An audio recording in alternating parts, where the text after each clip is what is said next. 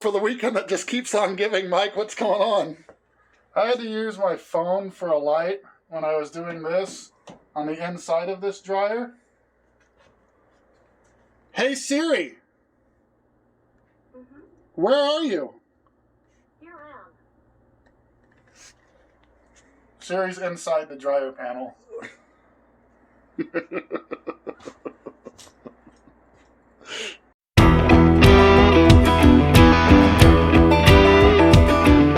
Alright, we're going to be doing air conditioning, whole replacement on a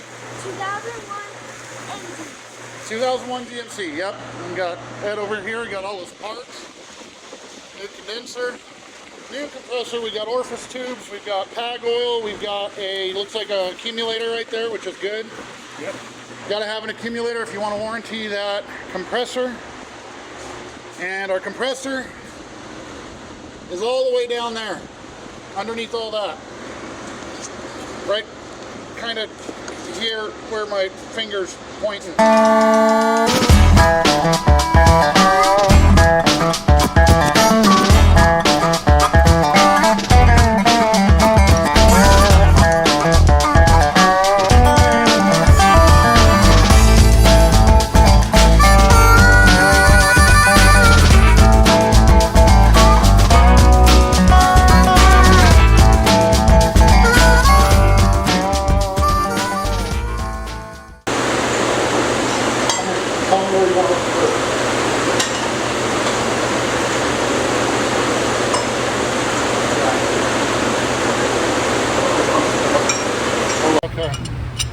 That's what I normally do.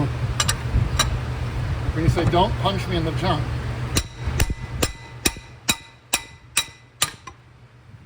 Maybe I was right? It seems stuck both ways. I'm just guessing at this point. Oh. Well, I was trying to figure that out when I was looking at it and you just gave me an answer, so I stopped trying to figure it out. Yeah. That's turning pretty good. Is the whole pulley turning though? I think so. Hold on. There we go. See, I was right the first time. Come here. Tell me where you want it to hurt.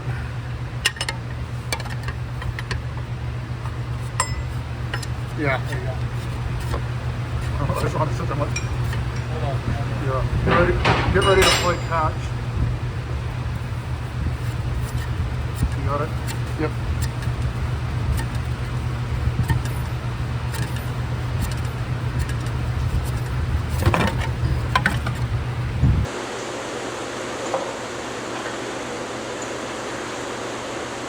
All right.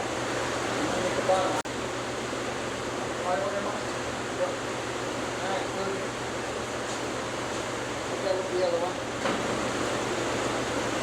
Just tie that back somewhere. Tie around that part.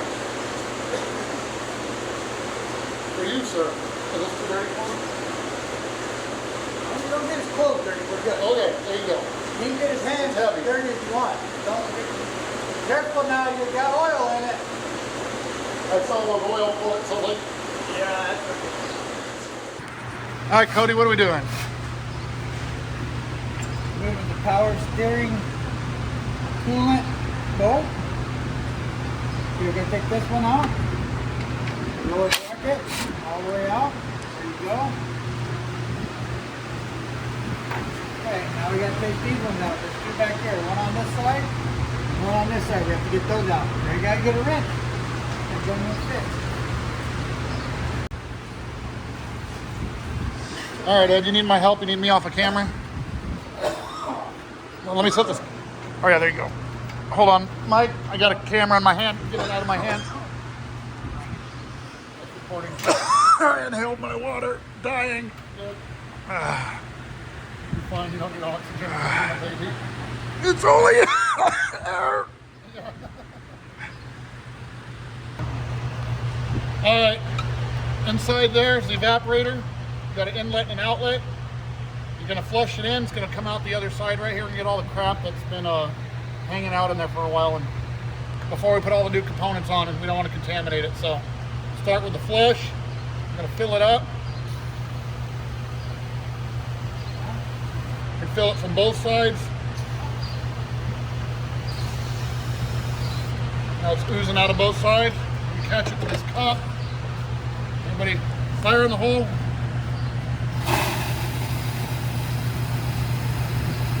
All right. Let that settle, and then you can see what was in there. So when you get a new compressor, and the reason why you need a new accumulator is because all that crap collects in there, and then you got your evaporator underneath the dashboard. If you look, here's all the stuff that comes out of it. If you look in the bottom of the cup when I start pouring it, what's left behind, there it is in the bottom of the cup, right there. You see that stuff? Absolute death for your cooling system right there. So you put a new compressor in and you don't flush that out and get a new accumulator, that's what you're putting, it's eating through this cup. Yeah, really get the one under the dash, you know what I'm talking about, Mike? Yeah.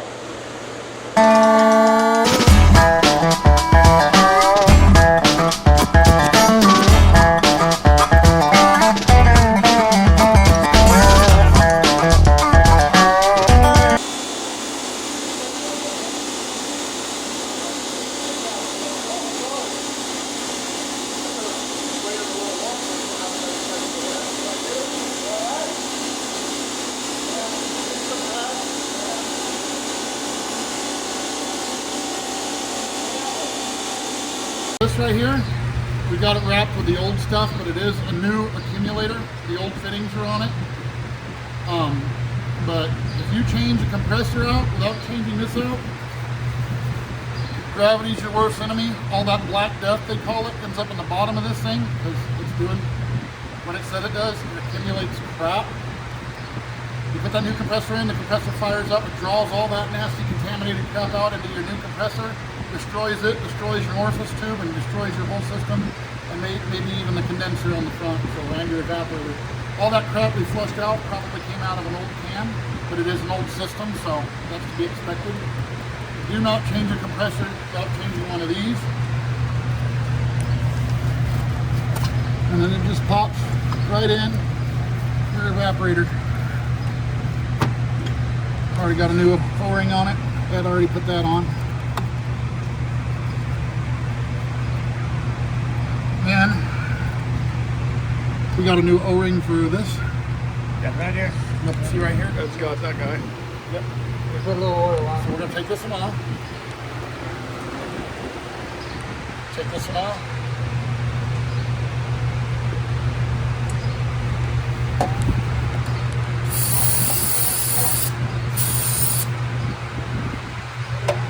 Ed's oiling the new one.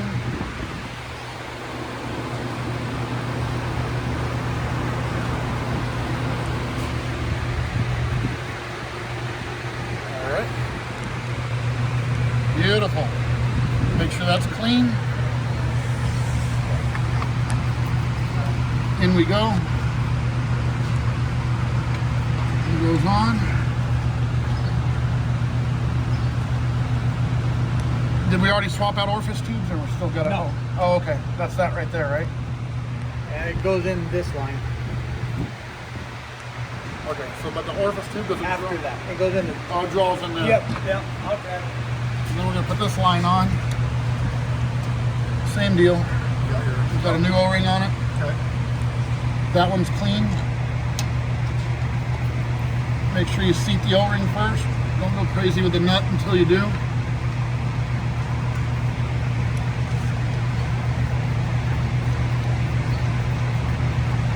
Get it snug with your fingers. If you get it snug, give it a wiggle. It'll go a little further. Snug it, wiggle it. Snug it, wiggle it, over and over. And you know you got your O-ring seated and you didn't pinch it off with the impact gun.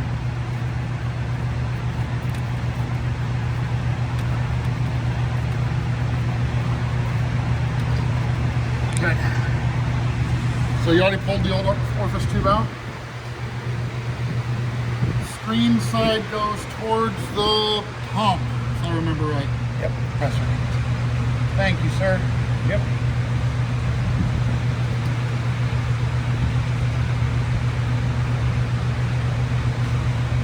That's probably about all in seats, isn't it? What's that? That's probably about all in seats. It's supposed to go all the way in there. Yeah, it should go all the way in there.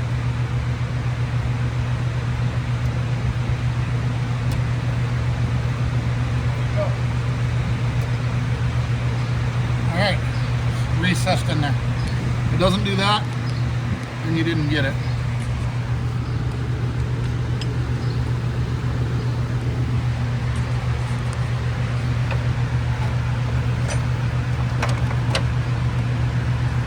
See, that's the other problem. It doesn't recess all the way in. That won't seal. There it goes. Now it's really all the way in there. That O-ring has to seat on that flare. Common spot for leaks, right here where your orifice tube would be. Same thing, gentle, gentle. All right, so he's putting the compressor in. How's it going down there? It's going. This new one, it's all mounted. It's tight, but it's going. That's it right there. Do yourself a favor. Turn the steering all the way to the passenger side before you ever try it. Save yourself a lot of swearing. It gets that steering arm out of your way. Okay, so high and low pressure lines cycle through compressor. We got it uncovered now, so we've got to be real careful not to drop any crap in there. Got the O-rings on. See if I can get an angle on it. Right there and there. So.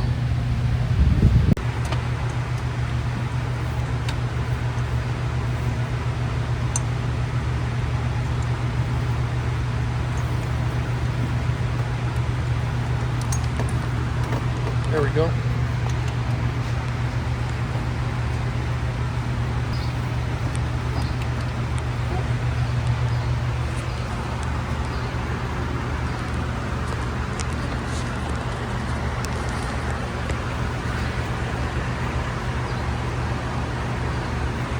Coming through the fender.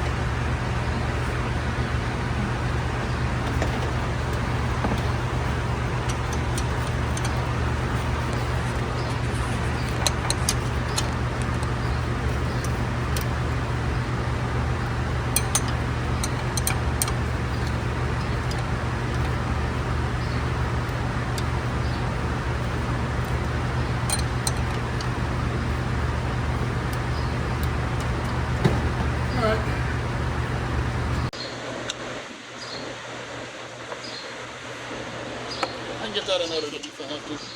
High side.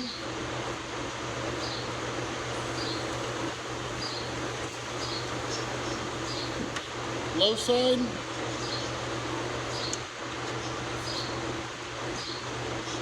Oh, just being stingy. This one's weird. Usually your low side and high side are on either side of this, but the reason why it's like this on the same line is it is separated by an orifice tube. Vacuum is on the yellow line. We're going to open it up, both sides of the system. We got both the Schrader valves open with those caps over there. Going to make sure these are all good and tight. We're going to pull vacuum. Negative 30 PSI on.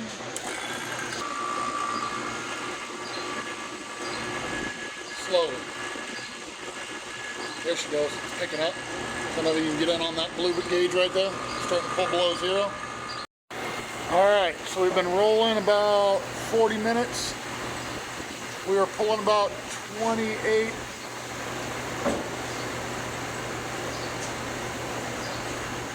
Yeah.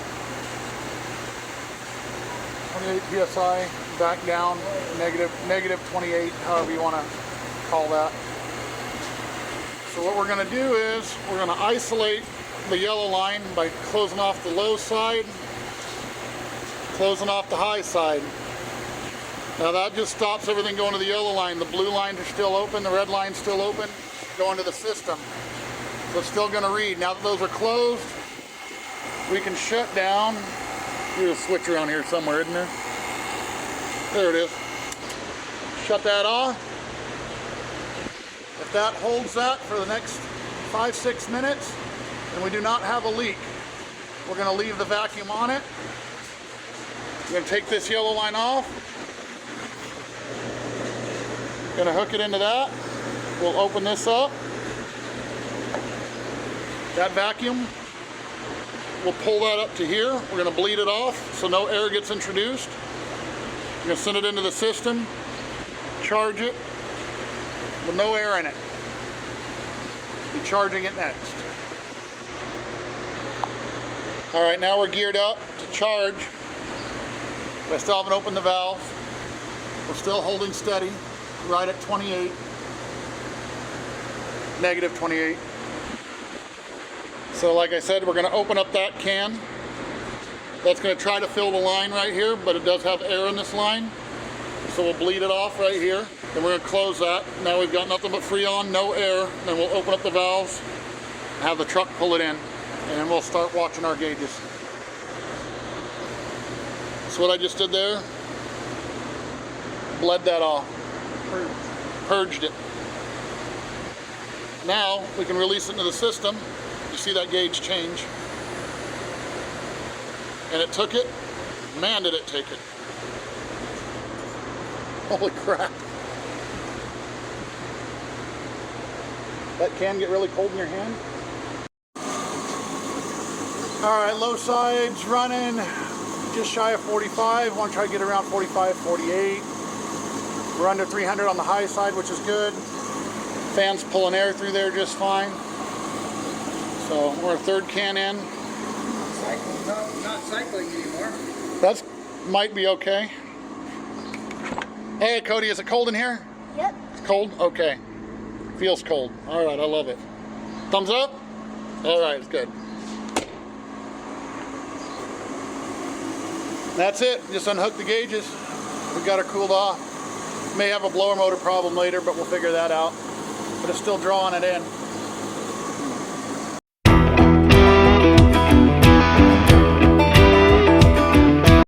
For the weekend that just keeps on giving, now the dryer's broke. How's that going, Mike? Why not? Everything else is freaking breaking. Let's do everything. What'd you break? What'd you break? That. Hold it right there. You're in the right spot. That idler right there, completely apart. Had to replace that arm.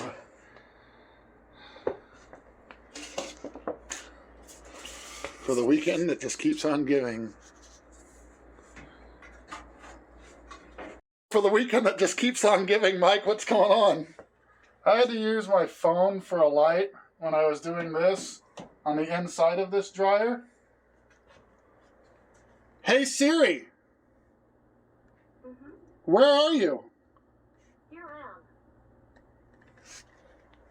Siri's inside the dryer panel.